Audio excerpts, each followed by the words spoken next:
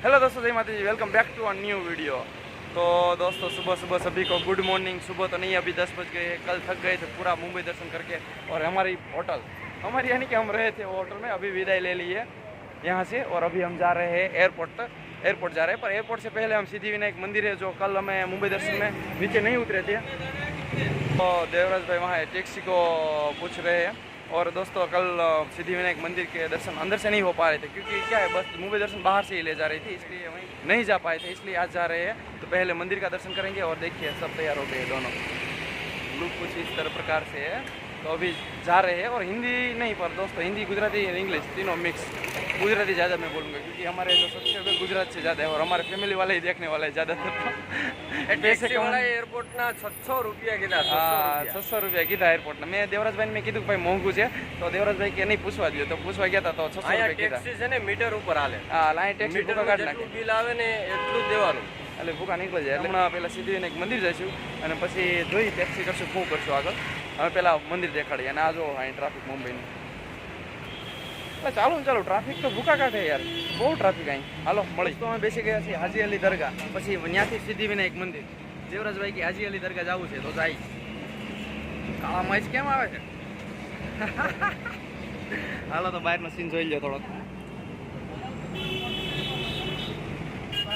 જોઈ શકો છો તમે,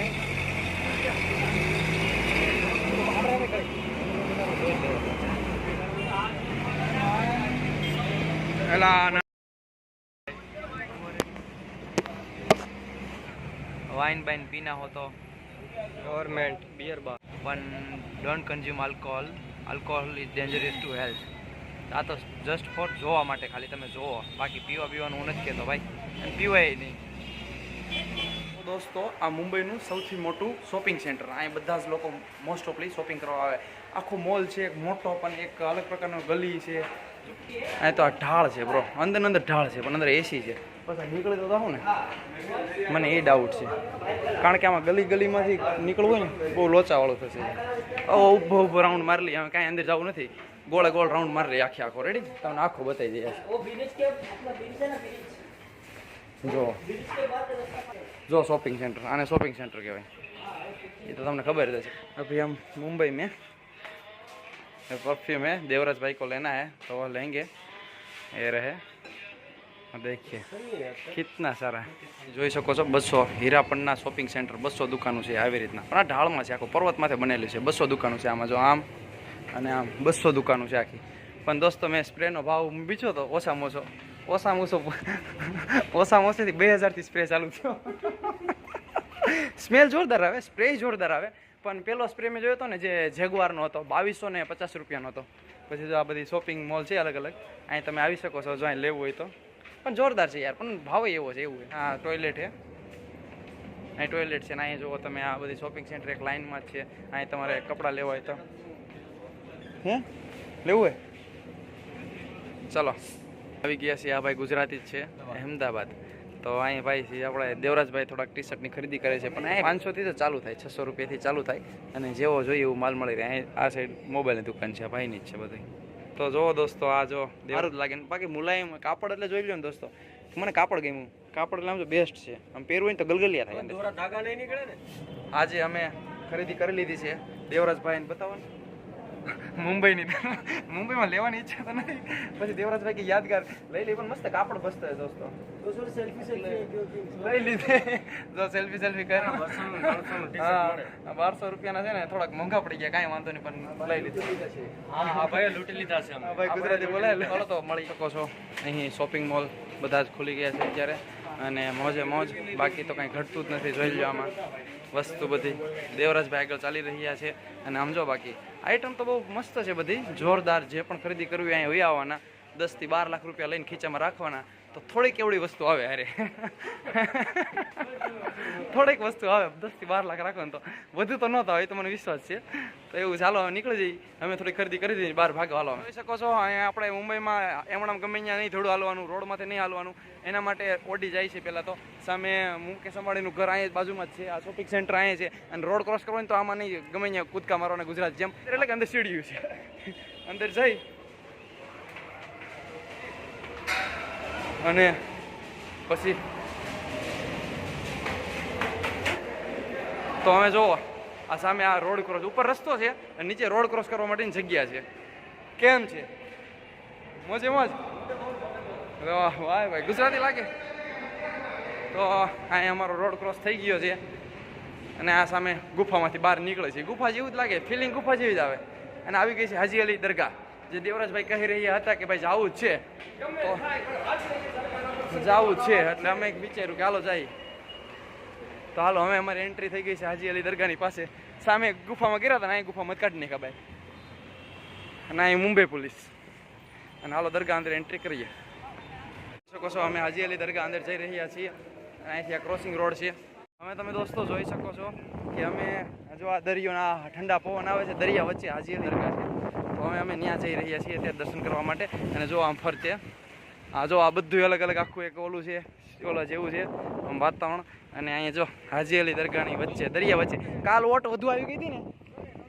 અને જો સામે મુકેશ અંબાણીનું ઘર દેખાય છે, જો આ દરગાહની સામે. અને કાલ ઓટ આવી તો આ છે ને એક ઓટ આવે ને ત્યારે આખો રસ્તો ડૂબી જાય છે અને ખાલી હાજી અલી દરગાહ બહાર રહી, બાકી બધું ડૂબી જાય રસ્તો.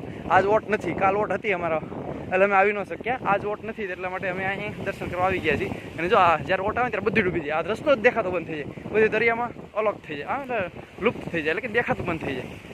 અહીં જો રસ્તો આખો દેખાય અને માણસો બધા આવી જ રહ્યા છે. અને હાલો હવે તમને અહીંયા દેખાડશું પછી જઈએ સિદ્ધિવિનાયક મંદિર.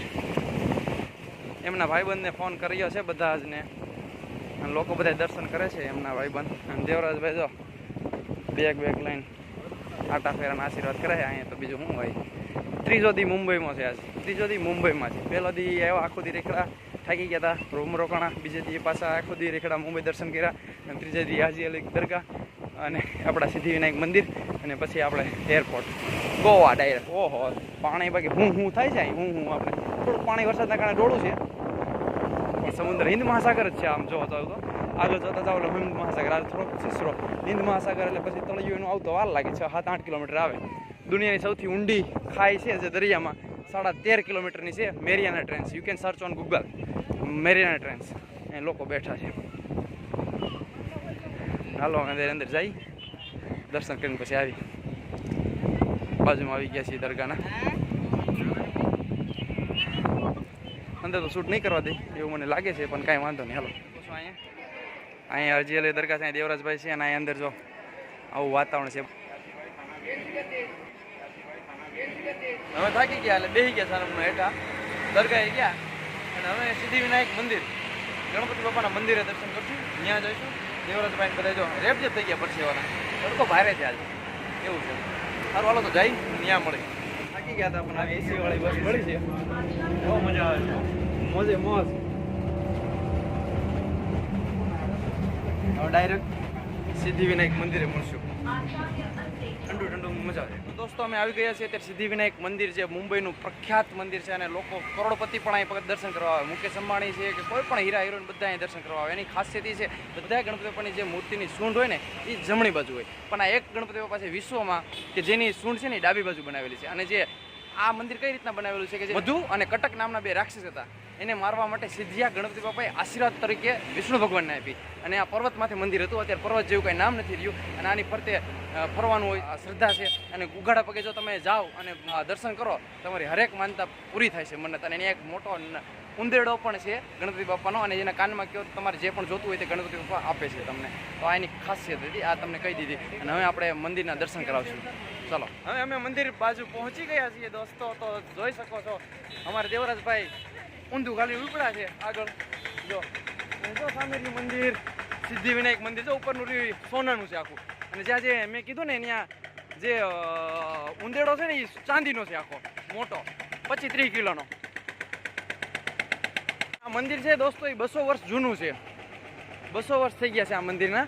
અને 1993માં રિનોવેટ થયું છે. 1989માં બનવાનું ચાલુ થયું હતું. 1993માં નવું બનાવવામાં આવ્યું છે, રિનોવેટ કરવામાં આવ્યું છે આખું મંદિર.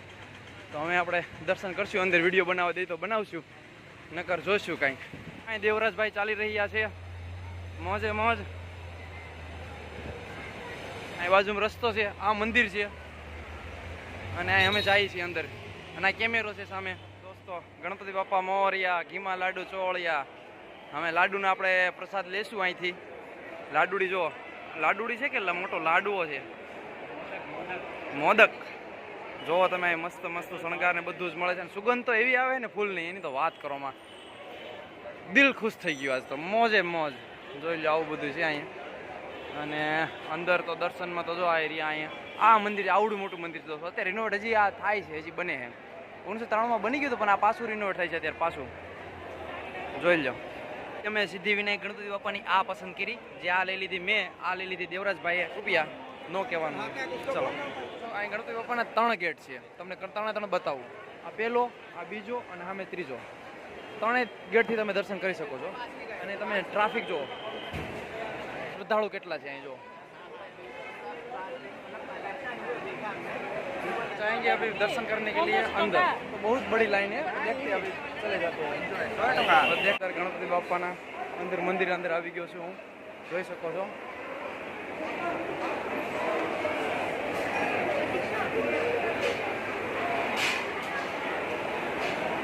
મેઇન મંદિર અંદર છે. બાપાની મૂર્તિ અંદર આ જ મૂર્તિ છે.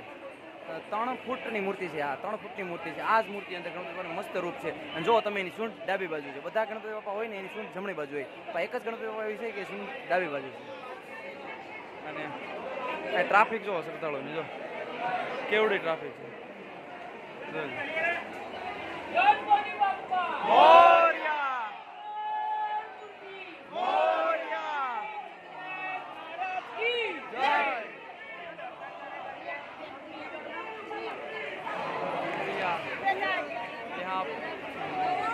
અહીંથી તમે જોઈ શકો છો ગણપતિ બાપાના દર્શન કરી લ્યો દોસ્તો, કારણ કે અંદર તો બહુ ભીડ છે. ઉભા રહ્યો.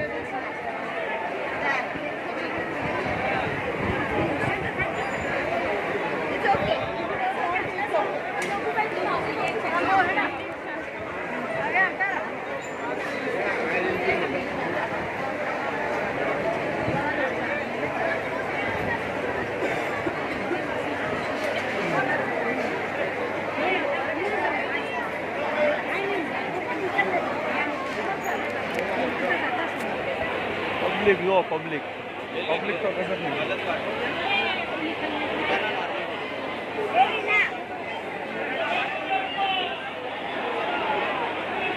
હું આવ્યો ને પહેલા ગેટે આવ્યો. આ પહેલા ગેટ બહુ દૂર છે, મારે 3જા ગેટે જવું પડશે. મને અત્યારે ખબર પડી. હાલો અહીં હનુમાન દર્શન કર્યા. તો હવે એમ નથી ભાઈ, જોવો તો તમે અહીંથી સામેથી લાઈન છે, કેવડી લાઈન છે. આમાં કેમ આપણે વારો જવું, અંદર કેમ જવું અત્યારે? હવે મને એમ કે ઓછી છે. આ તો આખી લાઈન જતી સામે જાય અંદર. હું ક્યાં ગયો તો ત્યાં જાય પહેલા ગેટે. આ 3જો ગેટ છે. અને 3જા ગેટેથી જે દર્શન કરો છો ને ઠેઠ અંદર તમે દર્શન કરી શકો. જો સામે અત્યારે જો આરતી ચાલુ જ છે. જો સામે ક્યાં ગયું ટીવી? આ રહ્યું. જો સામે ટીવી રહ્યું, આરતી ચાલુ છે.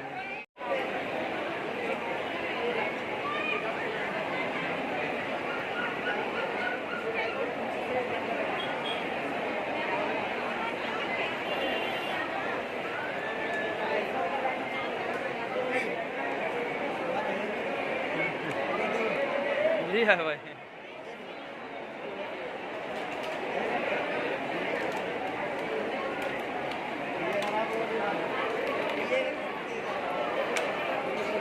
જોઈ શકો છો અહીંયા મૂર્તિઓ ગણપતિ બાપાની. આમાંથી હું મારી એક ગાડી, મારી ડિઝાયર માટે એક લઈશ મૂર્તિ ગણપતિ બાપાની ગાડીમાં રાખવા માટે. તો આપણે હવે એક ગણપતિ બાપાની મૂર્તિ પસંદ કરશું, કઈ લઈ જોઈએ અમે.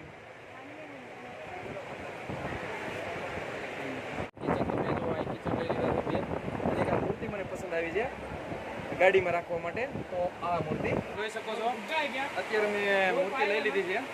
जो आए मूर्ति दिखाइएगा तो भाई देखिए, बहुत ही बढ़िया मूर्ति है, गाड़ी में लगेगी, अच्छी लगेगी दोस्तों, बहुत ही बढ़िया है, सुंदर मस्त है. तो अभी लई लीधी અહીંથી નીકળે અહીંથી એરપોર્ટે. દોસ્તો અહીં જોઈ શકો છો ત્યાં કોઈની માનતા છે. જો આ એરિયા લાડુ બાટે છે ત્યાં બધાય આખા બધા પીડા હોય. पिज़्ज़ा पार्टी, छोटे छोटे पीस आगे.